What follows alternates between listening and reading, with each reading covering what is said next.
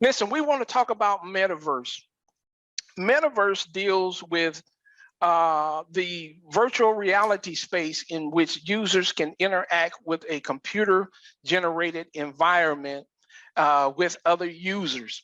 And from there, I'm going to let Barbara begin to take over and talk about some of the information that she's found about metaverse. And then we're going to take it even a little bit further. And at the end, we're going to talk about the different stocks, cryptocurrencies, and things that you can get into in the metaverse, and how this money is flowing into the marketplace. Barbara, you ready there? Sure. Yep. So the main thing that I want, looking at these slides, and thank you so much, Victor, for having me on doing this. I think that metaverse is going to be revolutionary. The things that are happening. One of the main points that I want to express is that the metaverse is just like a real life video game. We're going to be in it. We're going to be a part of it. We're going to be immersed in it.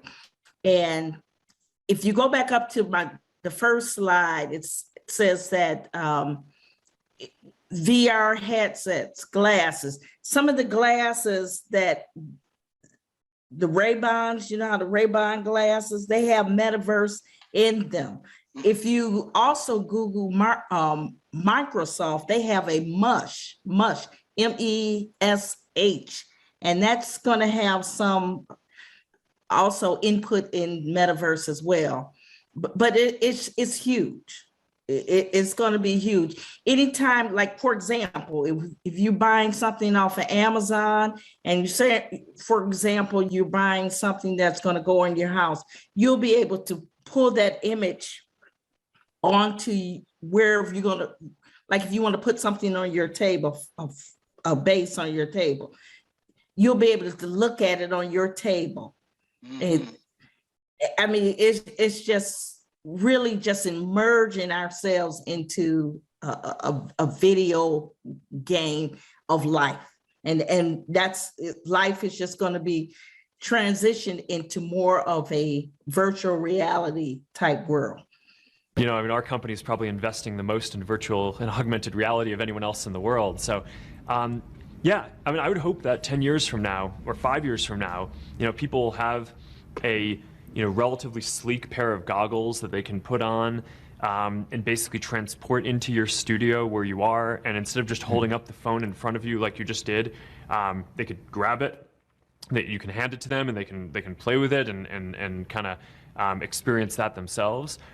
Or maybe the lighter weight version of that would be augmented reality, which, you know, I think you're still gonna have to go into some kind of different mode to want to put on sunglasses or goggles and have that fully immersive virtual experience for virtual reality. But I think augmented reality, once that hits and you have a normal pair of glasses that, good looking kind of normal glasses, not anything that's super thick or anything like that, and that can last all day long but can project holograms into the world, then you'll be able to do a version of your show where your hologram can just show up on my couch right here, and you can hand me the phone, and I can kind of take the phone as a hologram and play with it like that.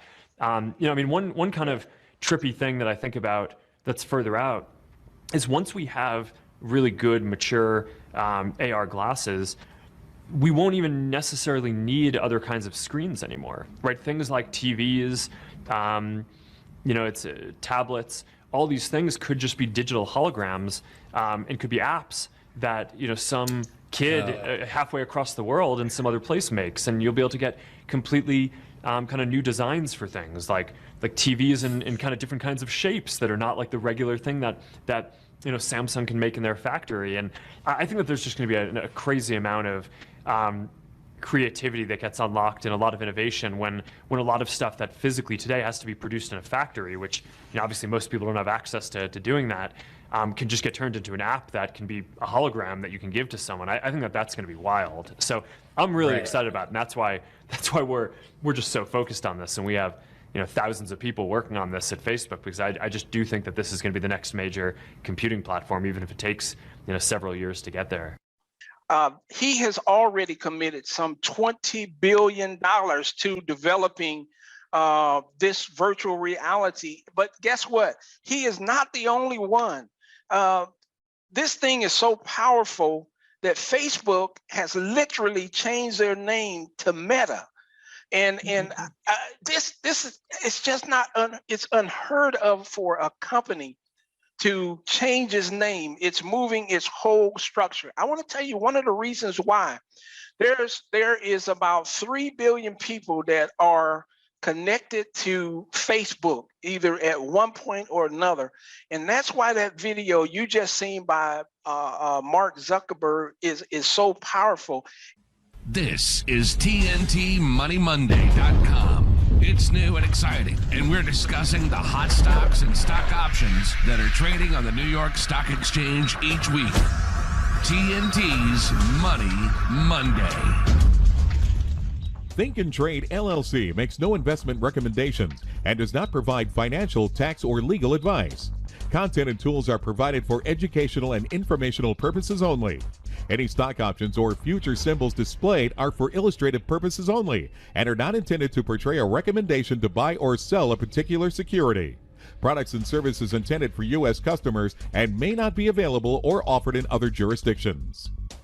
Online trading has inherent risk, system response, and access times that may vary due to market conditions, system performance, volume, and other factors. Options and futures involve risk and are not suitable for all investors. Please read characteristics and risks of standardized options and risk disclosure statements for futures and options